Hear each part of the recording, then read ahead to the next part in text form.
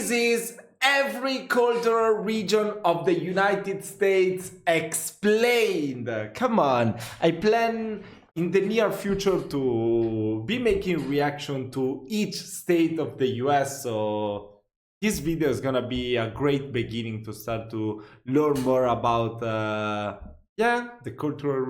cultural differences that there are within the United States. I think it's gonna be amazing. So yeah, let's check it out, shall we? It would be a mischaracterization to say that from coast to coast America is one contiguous homogeneous entity, that the people from the lands of California are identical to those of New York, to those of Georgia, to those of Texas.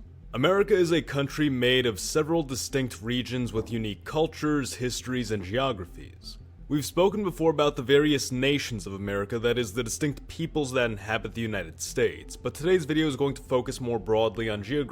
Baptist America, wow, that's cool. I want to check out the, I don't know what I was trying to say, I'm sorry. But that's really cool. I want to learn more about the different Christian religions of America. Geographic cultural regions. Baptists are Christian, Naturally, yeah, there will be overlap, but we'll explain all of this shortly. Hello audience, Mr. Z here with another video for you. If you're new to the channel, welcome. We have videos like this every week, so be sure to subscribe and stay tuned. To help distinguish our nation's categorization from our geographic categorization, let's refer back to our previous video on the regions of Russia. We explained how the first three regions of the country were about as thoroughly Russified as one another, while the following regions What? This is Russia. I always thought this was like Siberia was the whole thing right here. Oh my god. So Siberia is not that far from Moscow. I mean, it is. Yes, it's very far, but I always thought it was like here. I don't know why, for some reason. featured a prominent degree of non-Russian cultures, despite Russians still constituting a majority or plurality. Russian is a nation which we can map out across the country that is Russia, and it is definitively the dominant nation across virtually every region. The United States is more proportionally diverse, and as a result, various regions of the country are home to different American nations rather than seeing a single American nation dominate all across every region. In this way, the United States is a bit like Europe, where various nations have made their homes in various regions of the continent. As an example, there is a region of Nordic countries that are home to a Scandinavian or Norse-German people, but not everyone in the Nordic region belongs to the Norse-German nation. Finland, for instance, which has a history and culture that stems from a different source, distinguishing the lands of the Scandinavian people or nation from the Nordic region. In this instance, we might consider Yeah, I mean, if you say to a Finnish person that he's Scandinavian, I mean, I'm sure he's gonna headbutt you. Finland a sub-region of Scandinavia, with the region as a whole being largely defined by the Norse Germanics. Okay, Our first that sounds American better. region is a prime example of this, perhaps the most well-known of America's regions, the South. The core of the American South encompasses the states of North Carolina, South Carolina, Georgia, Alabama, and Mississippi, with the states of Virginia, Arkansas, Florida, Louisiana, and Tennessee constituting subregions of the South. Naturally, the Southern nation is the dominant people group in the region, a group of Americans primarily of Brittonic and Baptist background, though African Americans do comprise a large minority in this region. It's worth noting that the Southern nation extends beyond this range into other areas, but we'll get into that momentarily. Now, this map may suffice for some people, but I and many of you agree that America's state borders are drawn very arbitrarily, and state lines like this simply fail to capture the detail of American geography and population. Fortunately, we've already solved this problem in the past. But don't worry, for those of you who want to see America's regions on a normal state map, we'll also show that toward the end. Under this new map, we can make out the greater detail of the American South as a geographic region. It is a largely coastal region which is cut off from the west by the Appalachian Mountain Range and characterized by a warm, humid climate, extensive wetlands, and broadly rural character. Though this being said, the South is a well-rounded region with a diverse economy that features agricultural, industrial, and recreational elements. It is highly religious, once again largely Baptist, and socially conservative, albeit with a high emphasis on small government and local government politics, as well as a strong sense of exceptionalism, having of course seceded in the late 1800s in an effort to become its own country. The remaining subregions include Miami, which has a far larger Catholic and Hispanic population than the rest of the South and is notably more urbanized. The subregions of Atlanta and the Southern Black Belt are notable outliers for their majority or plurality African American populations. Really? I mean, whenever I talk to people from South America, most of the times they're not Catholic. They're still Christian, but they have other religion that I don't know, like evangelist or something like that. That's come as a surprise to me that Florida will have so many Catholic people. There is a largely French-American or Acadian-American subregion in southwestern Louisiana, as well as the more rural subregion of Arkansas, which, while ethnically and religiously identical to the rest of the South, is far more defined by its position along the bank of the Mississippi River than the rest of the Atlantic and Gulf coastal South. The Ozarks additionally constitute a subregion of the South which is far more rural than the coastal region and almost reminiscent of the inland Appalachians, having additionally been settled by the same Scotch-Irish population of Appalachia. Speaking of which, aside from helping define the South, this map gives definition to the whole of the United States and allows seemingly small regions to be fleshed down to what they actually are. The region of Appalachia, for instance, is only represented by West Virginia and Kentucky in the original US map, when in reality the region bleeds into several states, reaching as far north as the southern tier of New York and as far south as northern Alabama. The region has a more temperate climate, is relatively underdeveloped, heavily forested and mountainous, with the region's economy centered upon resource extraction, particularly mining, as well as heavy industry, much as we described Russia's South Ural region in our previous video. Also similar to the South Urals, the Appalachian region has a strong proclivity toward labor-oriented politics despite its heavily conservative character, sharing the Southern Baptist faith of the South.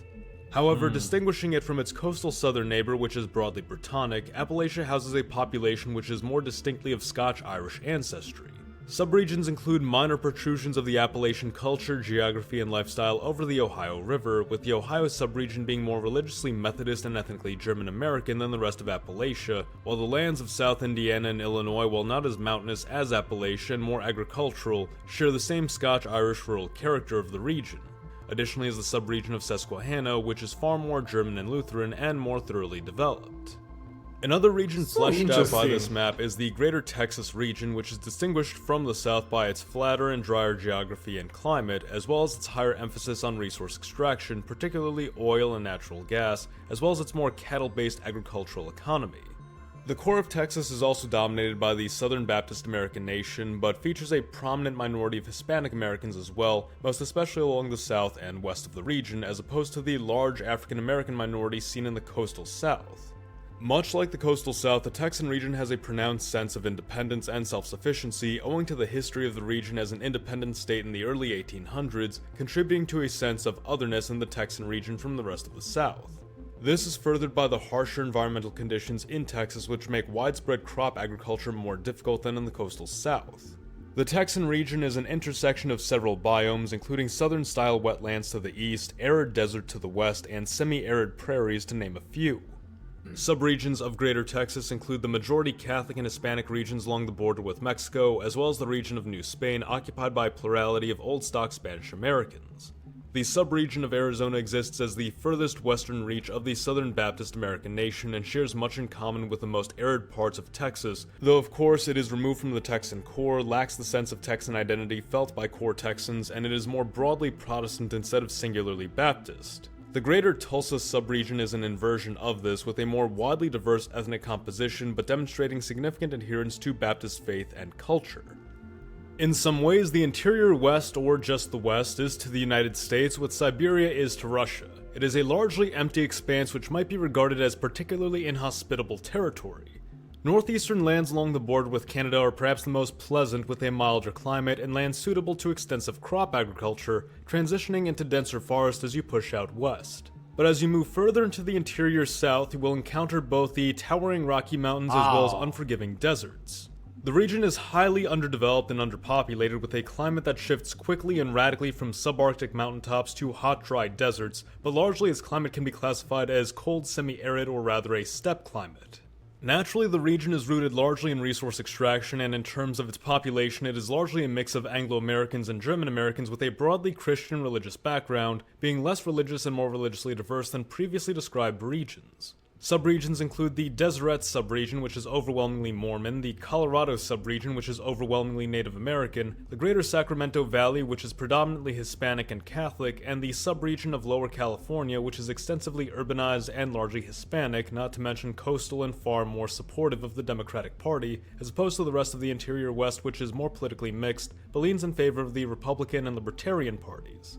A relatively small region of the United States is the Pacific Northwest, a lush oasis of evergreen forests and mountains along the Pacific coast, bordered to the east by the Cascade Mountains and Columbia River, and characterized by its highly progressive coastal cities.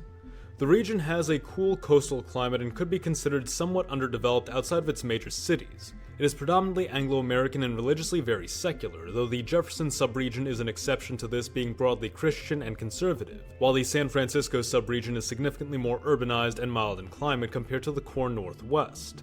The Pacific Northwest, given its location, is notably influenced by Asian Pacific culture as well as by cross-border Canadian culture neighboring British Columbia, something which has no doubt contributed to the region's particular Anglo-American culture, what we might call the Anglo-American nation, one which exists across the northern United States and which is the dominant nation within Canada.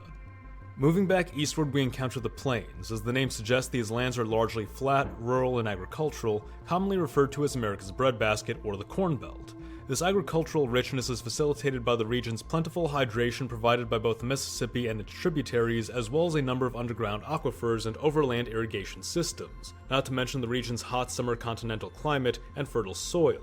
The population here is largely of German-American background and religiously is largely Methodist, this distinct group constituting a unique nation in and of itself. Politically, the region is largely supportive of agrarian populist politics and features a largely Scandinavian and Lutheran subregion to its north. It could be considered a relatively underpopulated region, though nowhere near as underpopulated as the interior west, and is certainly more economically productive, contributing some 40 to 60% of all American agriculture. The Midwestern region is largely characterized by its concentration of urban developments along the Great Lakes and its high levels of industry. It is a largely coastal region that extends into prairie lands, making it highly productive not only in the field of manufacturing but in agriculture as well. Its climate is largely continental and ranges from cool to warm based on how far north and how far inland you might be. It is predominantly urban and suburban, ethnically it is largely German-American, and religiously it is largely Catholic.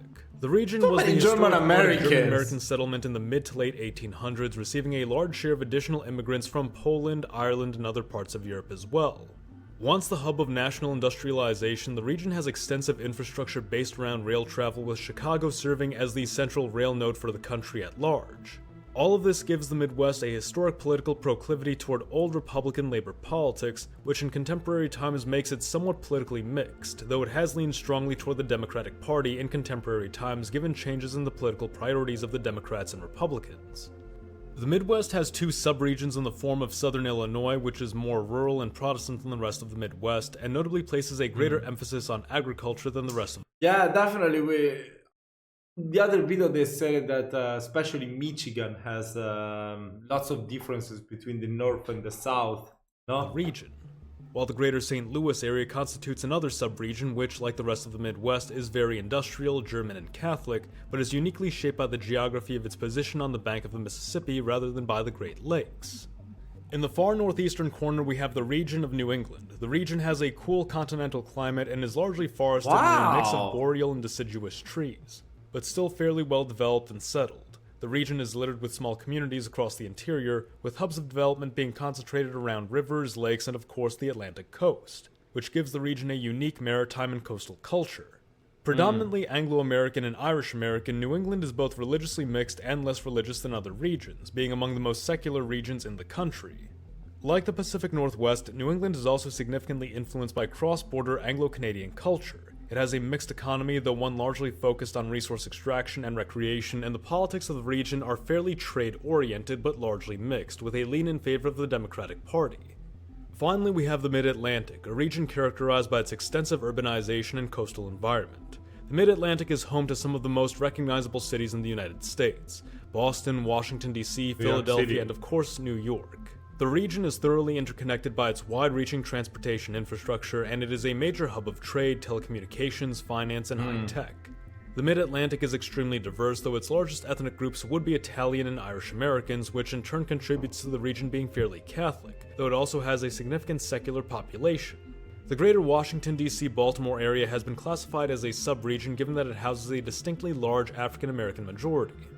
And there we have it, the 9 major geocultural regions of the United States, or at least the contiguous United States. Alaska and Hawaii constitute 2 unique regions of their own defined by their distinct circumstances. Hawaii as an island chain in the Pacific, and Alaska as a far-removed territory sequestered away in the subarctic.